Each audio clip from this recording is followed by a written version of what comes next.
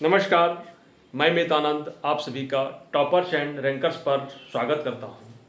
दोस्तों, आज हम लोग सिंधु घाटी सभ्यता जो टॉपिक पढ़ने जा रहे हैं उस टॉपिक को आगे बढ़ाते हुए आज की जो क्लास है इसमें हम लोग आज सीखेंगे।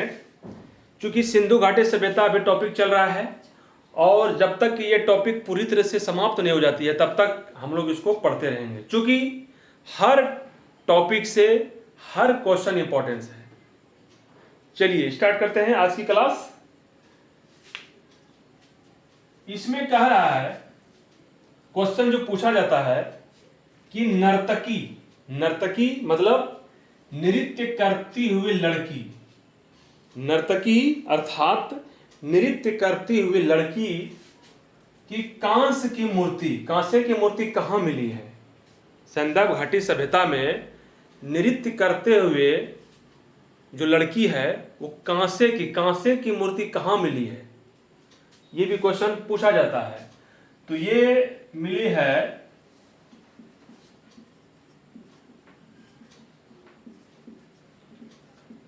मोहनजोदड़ो में।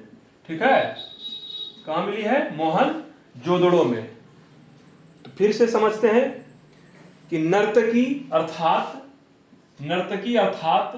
नृत्य करती हुई लड़की की कांस्य की मूर्ति कहां मिली है? मोहनजोदड़ो में।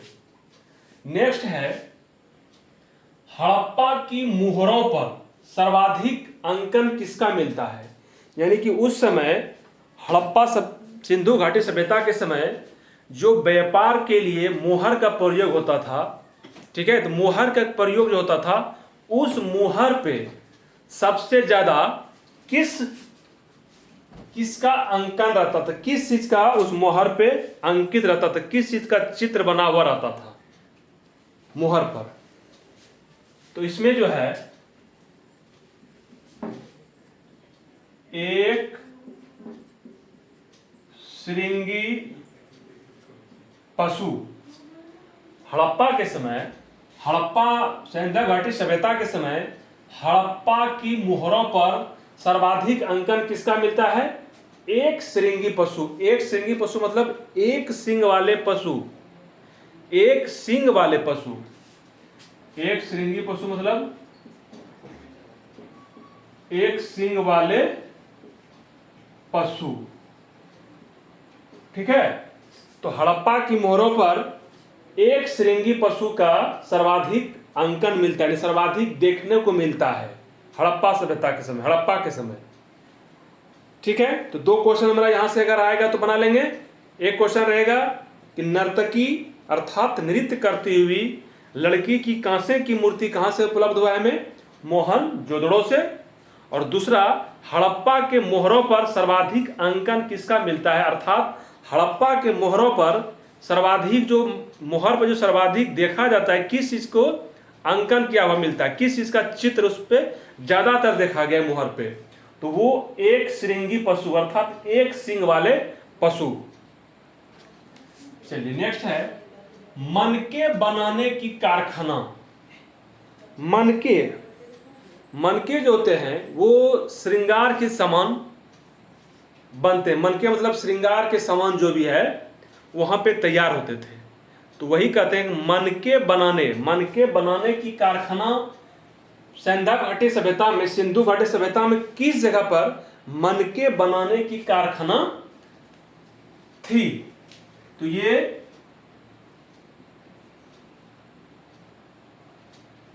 लोथल एवं चन्हुदड़ो। कहां पे? लोथल एवं चन्हुदड़ो। इसके बारे में हम लोग पढ़ चुके हैं, लोथल और चन्हुदड़ो के बारे में डिटेल से पढ़ चुके हैं। तो ये मनके बनाने की कारखाना लोथल एवं चन्हुदड़ो से यहां पे थी। मनके बनाने की कारखाना कहां पे थी? सिंधु घाटी सभ्यता में लोथल एवं चन्हुदड़ो में। नेक्स्ट है, सिंधु सभ्यता की लिपि। जिससे हम लोगों का लिपि क्या है? देवनागरी लिपि है। हम लोग का जो लिपि है कैसी है? देवनागरी।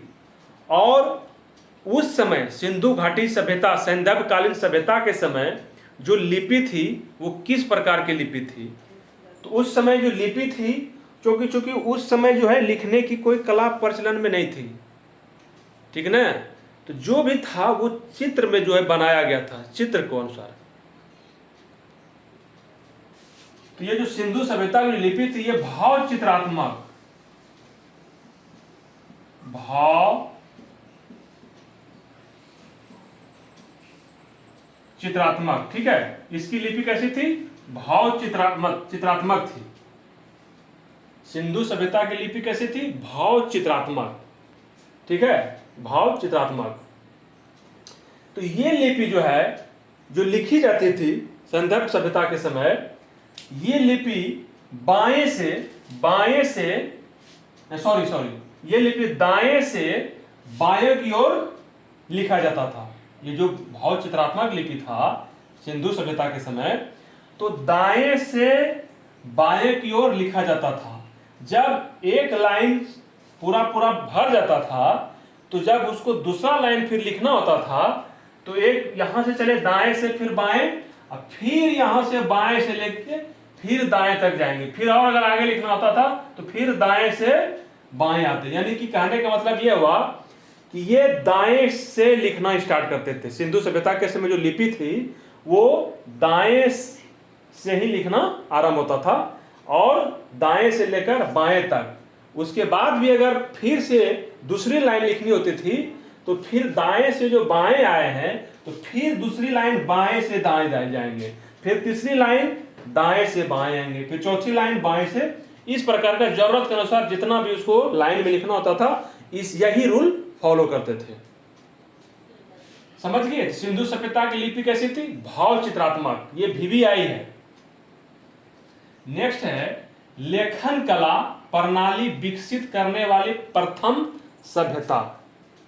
चूंकि उस समय सिंधु घाटी सभ्यता जिसमें विकसित हो रहा था, तो उस समय हम लोग पढ़ चुके हैं और भी 3 सभ्यताएं इसी के समकालीन थे।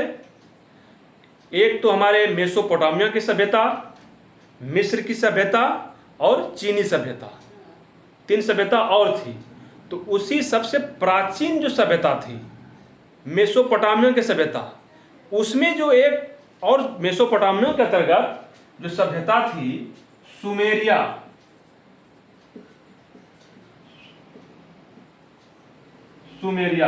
ठीक है। तो लेखन कला जो प्रणाली जो विकसित करने वाली जो सभ्यता थी वो सुमेरियन सभ्यता थी, सुमेरिया की सभ्यता। ये भी क्वेश्चन पूछा जाता है कि लिखने की कला थी वो सबसे पहले किस सभ्यता ने विकसित की? तो वो सुमेरिया के सभ्यता ने। सुमेरिया सभ्यता ये किस सभ्यता के अंतर्गत आते थे? ये मेसोपोटामिया सभ्यता के अंतर्गत आते थे, सुमेरियन सिविलाइजेशन। ओके, चलिए नेक्स्ट। सिंधु सभ्यता के लोगों ने नगरों तथा घरों के लिए कौन सी पद्धति अपनाई? सिंधु सभ्यता के लोगों ने नगरों तथा घरों के लिए कौन सी पद्धति अपनाई? वो जो नगर जो बनाए गए थे और जो घर बनाए गए थे, कौन सा सिस्टम, किस सिस्टम से वो उस समय बनाए गए थे? किस सिस्टम को फॉलो किया था? सिंधु सभ्यता के लोगों ने नगरों तथा घरों के लिए कौन सा सिस्टम जो है फॉलो किए थे? तो वो ग्रिड पद्धति,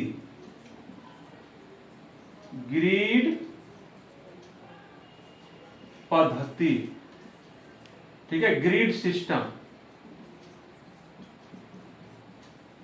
ग्रिड पद्धति। ये भी बहुत ही इंपॉर्टेंट है, ये कई बार एग्जाम में पूछा जा चुका है कि सिंधु सभ्यता के समय लोगों ने नगरों तथा घरों के लिए कौन सी पद्धति को अपनाया था? तो ग्रिड पद्धति। ग्रिड पद्धति क्या होती है? ये जाली जो है, जैसे मान लीजिए कैसे होता है, ठीक है, ये इस प्रकार का पूरा जो है एकदम राइट एंगल में बनता था, एकदम समकोण पर। वहां का जो रोड था वो बिल्कुल एक दूसरे को समकोण पर काटता था। एक रोड बिल्कुल इधर से आया और दूसरी फिर एकदम सीधा चला गया, ऐसा नहीं कि टेढ़ा मेढ़ा। अभी जिस समय अभी को मान लिया जाए किसी का नेताजी के फेवर में है, उसके घर से अगर आगे रोड है, जगह है, सरकारी जमीन, तो वो क्या करेंगे, वो अपना क्या बोलते हैं इसको, दलाली चाटुकारिता से क्या बोलते, सर नेताजी थोड़ा सा मेरा जो है घर को छोड़ के थोड़ा सा बना लीजिएगा। फिर उधर से आगे बोलेगा वो उसका है चाटुकारिता। तो इस तरह कर करके अभी के समय और उस समय के समय में बहुत अंतर है। अभी देखे हैं पूरा एक तरह से एकदम पूरा समकोण पर काटते हुए रेक्टेंगल पे नहीं, तो उस समय बहुत ही ये सिस्टम बहुत ही बेहतरीन सिस्टम था, ग्रिड पद्धति, ठीक है ना। तो ये ग्रिड पद्धति का अपनाया था सिंधु सभ्यता के लोगों ने। नगरों को भी बसाया इसी ग्रिड पद्धति पे, और घर सब भी बनाया वो ग्रिड पद्धति पे। मतलब एक लाइन पे गया, फिर दूसरा लाइन जाएगा, फिर तीसरा लाइन जाएगा, फिर इधर से रोड रहेगा बीच में, एकदम सीधा रोड, इधर से भी इधर से, समझ गए ना। तो ग्रिड सिस्टम, ग्रिड पद्धति को अपनाया। नेक्स्ट है कि सिंधु सभ्यता के समय, सैंधव घाटी सभ्यता के समय घरों के दरवाजे, ध्यान दीजिएगा, घरों के दरवाजे और खिड़कियां जो है सड़क की ओर नहीं खुलती थी। सिंधु सभ्यता के समय जो घरों के दरवाजे जो है, घरों के दरवाजे और खिड़कियां वो सड़क की ओर नहीं खुलती थी। यानी कि अभी के समय ज्यादातर गेट और सड़क जो है, गेट और दरवाजा सड़क की ओर है जैसे ही खुलते हैं। अभी आप कहीं नए नए जमीन लीजिएगा तो आप घर बनाने के पर्पज से क्या करते हैं कि जो रोड है, जो सड़क है, वहीं पे दरवाजे रहेंगे और बगल में खिड़की भी रहेंगे। लेकिन उस समय सिंधु घाटी सभ्यता के समय क्या खासियत थी कि वहाँ जो घरों के दरवाजे और खिड़की जो होते थे वो सड़क की ओर नहीं खुलती थी, वो किधर खुलती थी, पिछवाड़े की ओर, पिछवाड़े की ओर, यानी पीछे की ओर, ठीक है। सिंधु सभ्यता के समय जो घरों के दरवाजे और खिड़कियां सड़क की ओर ना खुलकर पीछे, सड़क मान ले फ्रंट पे सड़क के सामने है घर, नहीं तो वो नहीं, पीछे साइड से उसके दरवाजे और खिड़की खुलती थी। चलिए, तो किस सैंधव कालीन नगर के घरों के दरवाजे मुख्य सड़क की ओर खुलते थे? अब यहां पे देखिए, इसमें भी कंडीशन है कि ठीक है, उस समय सैंधव कालीन सिंधु घाटी सभ्यता के समय घरों के दरवाजे और खिड़कियां सड़क की ओर नहीं खुलती थी, तो वो पीछे की ओर खुलती थी। लेकिन उसमें एक ऐसा नगर था जिसके घरों के दरवाजे और खिड़कियां सड़क की ओर खुलते थे। अब देखिए क्वेश्चन किस प्रकार का यहाँ पे विद्यार्थी कंफ्यूज करते हैं। यही कंफ्यूज को दूर करने के लिए हम इस प्रकार के डिटेल से एकदम कॉन्सेप्ट, ताकि ये लगे ही नहीं कि इतिहास जो हिस्ट्री जो है बहुत भारी सब्जेक्ट है। इसी के लिए अगर कंफ्यूज दूर करते नहीं जाएंगे तो आप इसी में उधेड़-बुन में फंस जाइएगा और क्वेश्चन गलती करके चले आइएगा। यहाँ पे समझा रहे हैं कि सिंधु घाटी सभ्यता के समय लोगों के घरों के दरवाजे और खिड़कियां मुख्यतः सड़क की ओर न खुलते थे, वो घरों के पीछे की ओर खुलते थे। लेकिन उसी सभ्यता में, सिंधु घाटी सभ्यता में ही एक ऐसा नगर था जिसके घरों के दरवाजे और खिड़कियां सड़क की ओर खुलते थे, मुख्य सड़क की ओर खुलते थे। तो वो जो है, वो जो नगर है वो है लोथल।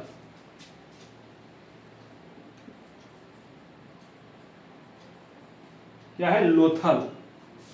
तो लोथल जो नगर है सैंधव कालीन के समय, यहां के जो घर थे उसके दरवाजे मुख्य सड़क की ओर खुलते थे।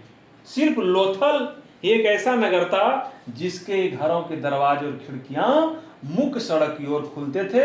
बाकी और जो भी वहां पे स्थल है, जितने भी हड़प्पा, मोहनजोदड़ो, कालीबंगन, राखीगढ़, ये सभी के वहां के घरों के दरवाजे और मुख्य सड़क के पीछे की ओर खुलते थे। सिर्फ और सिर्फ जिसका घर लोथल में था वहां के घरों के दरवाजे मुख्य सड़क की ओर खुलते थे। ठीक है, नेक्स्ट, सिंधु सभ्यता की मुख्य फसल क्या थी? सिंधु सभ्यता के समय जो मुख्य फसल थे वो क्या थी? तो सिंधु सभ्यता के समय गेहूं और जौ। सिंधु सभ्यता के समय जो मुख्य फसल थी वो गेहूं और जौ। ये भी VVI, ये भी बहुत से एग्जाम में कई बार पूछा गया है। जब कई बार पूछा गया है इसका मतलब है ये आगे एग्जाम में एकदम पूछने की प्रबल संभावना है। तो सिंधु सभ्यता की मुख्य फसल क्या थी? गेहूं और जौ। ठीक है।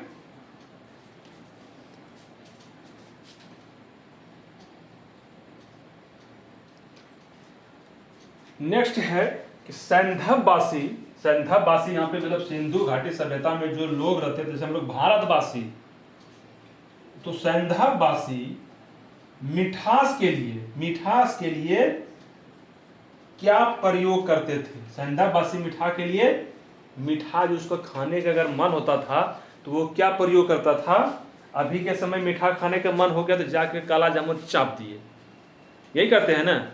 मीठा क्योंकि उपलब्ध है, अभी पर्याप्त मात्रा में उपलब्ध है हर जगह हर समय, 24 आवर्स, न है तो जोमेटो ऑर्डर करेंगे। लेकिन उस समय ये सभी चीज़ नहीं थी, क्योंकि उस समय मनुष्य का जो जीवन यापन कर रहा था वो कितने कठिनाई से कर रही थी ये तो आप समझ सकते हैं। तो उस समय जो मीठा का जो प्रयोग किया जाता था, मिठास के लिए क्या प्रयोग करते थे? शहद का, हनी का, किसका प्रयोग करते थे? शहद का प्रयोग करते थे। ठीक है ना। तो ये सभी क्वेश्चन बहुत ये सब पूछा गया है, वनडे एग्जाम के लिए बहुत इंपॉर्टेंट है और बिल्कुल इसको याद कर लीजिएगा। तो फिर से एक बार समरी हम लोग पढ़ लेते हैं कि नर्तकी नृत्य करती हुई लड़की की कांसे की मूर्ति कहाँ से मिली है? हमें मोहनजोदड़ो से। हड़प्पा की मुहर पे सर्वाधिक जो अंकन मिलता है, सर्वाधिक जो देखने को मिलता है मुहर पर, एक श्रृंगी पशु अर्थात एक सिंह वाले पशु। नेक्स्ट है मनके बनाने की कारखाना कहाँ पे मिलता है हमें? लोथल एवं चन्हुदड़ो में। सिंधु सभ्यता की लिपि कैसी थी? भाव चित्रात्मक। ये लिपि दाएं से बाएं को लिखी जाती थी। ये भी पूछ सकता है कि सिंधु सभ्यता की लिपि जो भाव चित्रात्मक थी वो कैसे लिखे जाते थे? बाएं से दाएं, दाएं से बाएं, दाएं से बाएं की ओर।